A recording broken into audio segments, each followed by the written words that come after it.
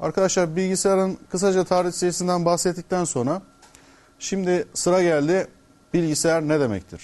Size daha önce kafanızdaki, aklınızdaki bilgisayarın ne demek olduğu ile ilgili düşüncelerinizi sormuştum. Hepiniz de ayrı ayrı cevaplar verdiniz. Aslında verdiğiniz tanımların hepsi doğruydu. Yani günlük hayatımızda normal insanların verebileceği cevaplardan bir tanesiydi. Hepsi de doğru cevaplar. Ama bilimsel manada hiçbiri tek başına yeterli değil.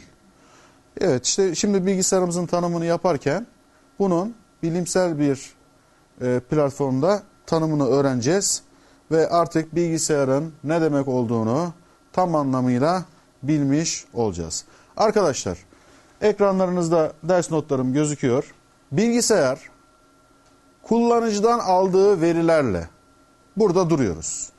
Bakın bir paragraflık tanımım var ama devamlı belli bir noktada duracağız.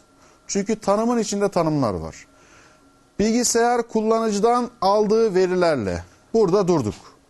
Şimdi o tanımda kullanıcı diye kastettiğimiz şey ne? Önce onu bir anlayalım. Ne demek kullanıcı? Kim? Evet, sizsiniz. Bilgisayarı kullanan olan sizler kullanıcısınız. İngilizcesi user. Arkadaşınız bilgi dedi. Bir bakıma doğru ama bilimsel olarak yanlış. O noktaya sonra geleceğim. Veri ne demek? Bir düşünceniz var mı? Evet. Arkadaşlar biraz önce örnek vermiştim. Bir program tasarlamıştık. Çok basit bir örnek vermiştim. Programımız ne yapacaktı? Kullanıcıdan 2 tane sayı isteyecekti değil mi? Birinci sayı istedi. 5 girdiniz. İkinci sayı istedi. Mesela 7 girdiniz. Sonra bilgisayarımızın işlemcisi tarafından ve programımızın emirleri doğrultusunda bu 2 sayı ne yapılacak? Toplanacak. Toplanacak. İlk başta girdiğiniz birinci sayı 5, ikinci sayı 7. İlk başta girdiğiniz 5 ve 7 veridir, datadır. Tamam mı?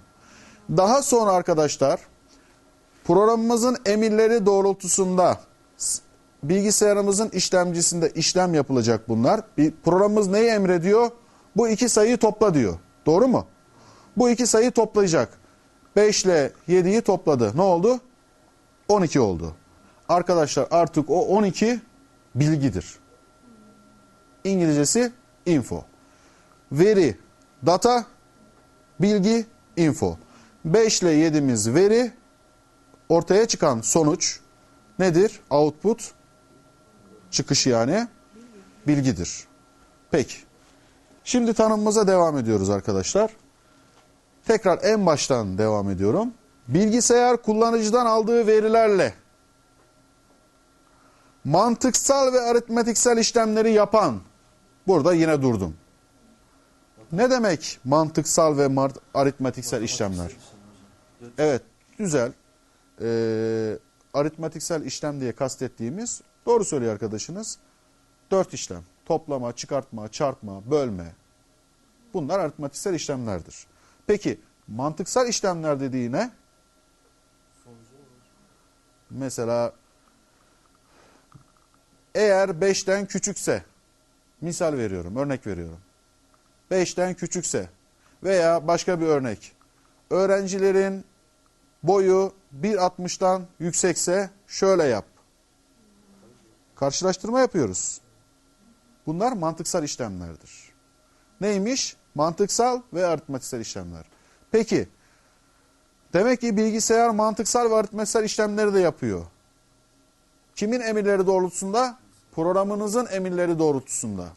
Peki, bilgisayarda bu mantıksal ve aritmetiksel işlemler nerede yapılır? Yine halk dilinde bilgisayarın beyni dediğimiz CPU, Central Processing Unit, Türkçesi merkezi işlem biriminde yapılır. Tamam mı arkadaşlar? Şimdi tekrar en baştan tanımıma devam ediyorum. Bilgisayar kullanıcıdan aldığı verilerle mantıksal ve aritmetiksel işlemleri yapan, yaptığı işlemlerin sonucunu saklayabilen. Şimdi burada arkadaşlar siz herhangi bir programda bir şey elde ettikten sonra sonuçlarınızı saklayabiliyor musunuz? Örneğin bildiğiniz Word programı var değil mi? Kelime işlemci. Arkadaşınıza mektup yazdınız. O mektubu yazarken girdiğiniz harfler sizin veridir, datadır. Onu kaydettiğiniz zaman bilgiye dönüşür ve siz o Word belgesini istediğiniz zaman bilgisayarınızın belleklerinde saklayabiliyor musunuz? Kaydedebiliyor musunuz? Evet, depolayabiliyorsunuz. Bunu kastediyor burada da. Evet, tekrar tanımıma devam ediyorum. Bilgisayar kullanıcıdan aldığı verilerle mantıksal ve aritmetiksel işlemleri yapan, yaptığı işlemlerin sonucunu saklayabilen, sakladığı bilgilere istenildiğinde ulaşabilen, evet, sakladığınız bilgilere istediğiniz zaman, örneğin Word'de mektubunuzu kaydettiniz. Bir hafta sonra gelip aynı mektubu açıp okuyabilir misiniz? Ulaşabilir misiniz? Ulaşabilirsiniz. Onu kastediyor. Elektronik bir makinedir. En baştan son kez tanımımızı yapıyorum. Arkadaşlar, bilgisayar kullanıcıdan aldığı verilerle mantıksal ve aritmetiksel işlemleri yapan, yaptığı işlemlerin sonucunu saklayabilen, istenildiği zaman sakladığınız bilgilere ulaşabildiğiniz elektronik bir makinedir. Şimdi bilgisayarın bilimsel olarak tanımını anladınız mı? Her şey kafanızda canlandı mı? Yani artık bilgisayarın ne olduğunu ezber olarak bilmiyorsunuz değil mi? Artık tanımı yaparken her şey kafanızda canlanıyor. Doğru mu? Sorusu olan var mı? Yok. Güzel. Arkadaşlar, bilgisayarın tanımını yaparken bir şey daha fark ettiniz değil mi? Demek ki bilgisayarlar kendi başına hareket etmiyorlar. Kendi başına hiçbir şey yapmıyorlar. Kimin aracıyla bir eylem gerçekleştiriyorlar? İnsanlar. İnsanlar aracılığıyla nasıl gerçekleştiriyorlar? Programlar aracılığıyla. Yani bilgisayarlar programlarından aldıkları emirler doğrultusunda her şeyi gerçekleştiriyorlar. Programları yapanlar kimler? İnsanlar. Arkadaşlar, bir nokta daha var. Biraz önce bilgisayarın tanımını yaparken anlattığım işlemlerde bilgisayarlar kesinlikle insanlar gibi yorulmazlar ve sıkılmazlar. Evet, arkadaşlar, biraz önce bilgisayarın tanımını yaptım. Bunu biraz daha profesyonelleştirerekten tahtada bir kez daha anlatmak istiyorum. Eğer bu tanımı gerçekten tam anlamıyla öğrenmiş olursanız, ilerleyen konularımızı ezberleyerek değil, kafanızda canlandıraraktan öğrenmiş olacaksınız. Evet, arkadaşlar, bilgisayarın çalışma prensibi girdi, işlem, çıktıdır. Input, işlem, output. Biraz önce bir tanım yaparken bir örnek vermiştim. Çok basit bir program yapmıştık. Neydi programımızda? Kullanıcıdan 2 tane sayı istiyordu değil mi? Evet, bilgisayar kullanıcıdan birinci sayıyı istedi. Ne istedi? Siz girdiniz, 5 girdiniz. Kullanıcıdan ikinci sayıyı istedi arkadaşlar. Ne girdiniz? 7 girdiniz. Biraz önce söylemiştim. Bu programa girdiğiniz 5 ve 7 nedir? Datadır. Yani Türkçesi veridir. Üzerinde işlem yapılması beklenen verilerdir bunlar. Arkadaşlar, programımız ne diyecek? Ne diyecek biraz sonra? Emir verecek. Bu 2 sayıyı topla diyecek. Bu 2 sayı nerede toplanacak? İşlemcide. Yani işlem CPU'da. Merkezi işlem biriminde. Central Processing Unit'te yapılır. Böyle 5 ve artı 7'yi topla diyecek. Ama daha önce çok önemli bir şey söylemiştim. Ne demiştim size? Arkadaşlar demiştim, bilgisayarlar sadece 0 ve 1'den anlar, başka bir şeyden anlamaz demiştim. Yani sadece makine dilinden anlar demiştim. Peki bu 5 ve 7 işlemciye gittiği zaman bir şey anlayacak mı? Anlamayacak. Daha önce bahsetmiştim. Derleyici, compiler programlar sayesinde, compiler yazılım sayesinde bu işlemciye giderken ne olacak? Arkadaşlar, 5 ve 7 ikilik sayı sisteminde 0 ve 1'ler halinde, yani makine dilinde işlemciye gönderilecek 5 ve 7. Tamam mı? Ve arkadaşlar makine dilindeki 5 ve 7 burada toplandıktan sonra tekrar çıkış olarak kullanıcıya iletilecek. Ama yine burada önemli bir noktamız var arkadaşlar. Bu noktada nedir? Kullanıcı 0 ve 1'lerden hiçbir şey anlamayacak. Yine derleyici program tarafından, derleyici yani compiler yazılım tarafından tekrar kullanıcının anlayabileceği dile dönüştürüldükten sonra kullanıcıya çıktı olarak verilecek. Ve kullanıcının anladığı nedir? 12'dir. Peki arkadaşlar, önemli bir noktaya geliyorum. 5 ve 7'yi girdik. Başka bir program örneğinde başka veriler girersiniz. Bilgisayara verileri nasıl girersiniz? Hangi donanımlar, hangi hardware'ler aracılığıyla girersiniz? Bir tane ben örnek vereyim. Burada 5 ve 7'yi normalde nereden girersiniz arkadaşlar? Klavyeden girersiniz. Yani İngilizcesi keyboard'dan girersiniz. Başka nelerden veri girebilirsiniz günlük yaşamınızda? İnternette, bir programa nerelerden veri girebiliyorsunuz? Efendim? Donanım olarak. Mesela mouse'la, fareyle veri girebilir misiniz? Evet. Bir programda bir seçeneğe tıkladığınız zaman aslında oraya veri giriyorsunuz. Demek ki mouse yani Türkçesi fare. Başka? Aklınıza ne geliyor? Mesela mikrofon. Mikrofonla veri girebilir misiniz? Evet, girebilirsiniz. Mikrofon sesinizi alıyor ve çıktığı nerede verecek? Kolondan, hoparlörden verecek değil mi? Demek ki örnek olarak örnek veriyorum sadece. Mikrofon da arkadaşlar nedir? Veri girebileceğiniz donanımlardır. Arkadaşlar bildiğiniz CD-ROM'lar var değil mi? CD'ler var. CD-ROM'a takıyorsunuz. CD'ler var. Mesela CD. CD'den bilgisayara veri girebilir misiniz? Evet. Orada var olan bilgiyi bilgisayarınıza veri olarak alabilirsiniz. DVD'den alabilirsiniz. Mesela bilgisayarınızda ayrıntılarına daha sonra geleceğim. Sabit olarak duran sabit diskiniz var kasanızın içinde. Hard disk diyoruz. Değil mi? Kalıcı disk. Oradaki hard disk diyorum arkadaşlar. Yani sabit disk. Bu sabit diskiniz sayesinde veri girebilir misiniz? Evet. Günümüzde pek kullanılmıyor ama küçük disketler var. 3,5 inçlik disketler var. O disketlerle veri girebilir misiniz? Girebilirsiniz. Şu anda çok kullandığınız flash diskler var. USB'ye bağladığınız flash diskler. Flash diskler sayesinde arkadaşlar bilgisayara veri girebilir misiniz? Girebilirsiniz. Demek ki arkadaşlar şu yazdığım donanımların hepsi giriş donanımıdır. Veri girmeye yarar. Peki şu noktaya geldim. Burada 5 ve 7'yi 12 olarak sonucunu aldım. Peki çıktıyı nerede görürüm ben? Nerelerde görürüm? Arkadaşlar en önemli çıktı aygıtı ekrandır. Yani monitördür. Ekran. Yani monitör. Başka aklınıza ne geliyor? Evet. En önemli çıktı aygıtlarından bir tanesi de yazıcıdır. Yani printer'dır. Yazıcı. Peki arkadaşlar. Örneğin klavyeden çıktı alabilir misiniz? Hayır. Fareden çıktı alabilir misiniz? Hayır. Mikrofondan çıktı alabilir misiniz? Hayır.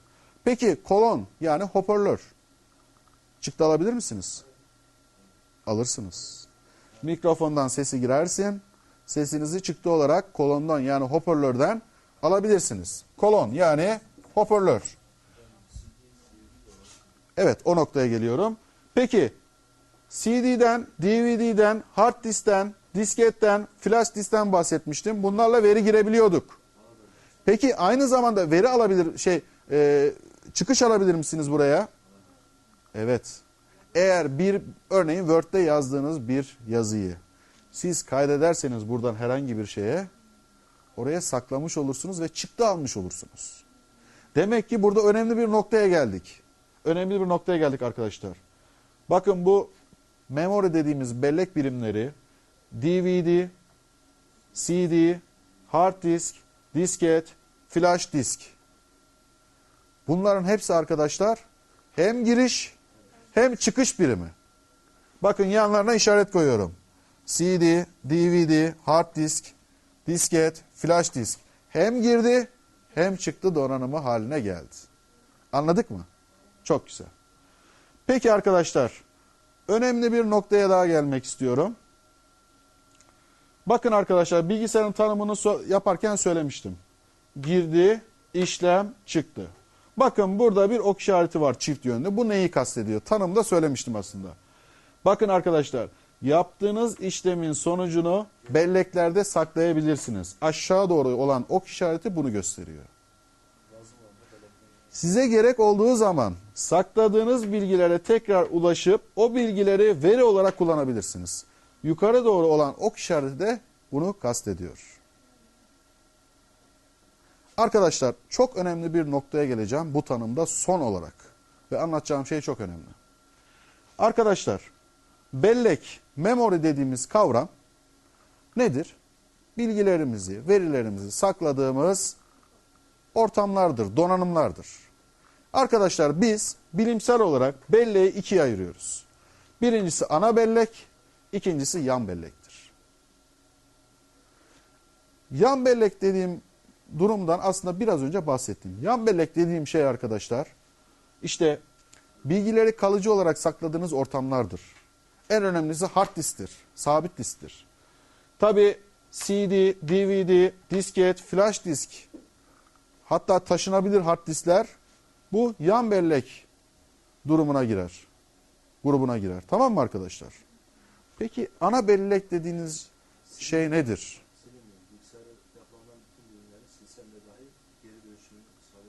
Yok, o değil. O değil. Ana bellek dediğimiz kavram çok önemli arkadaşlar. Peki hiç duydunuz mu? RAM. RAM. Random Access Memory. Random Access Memory.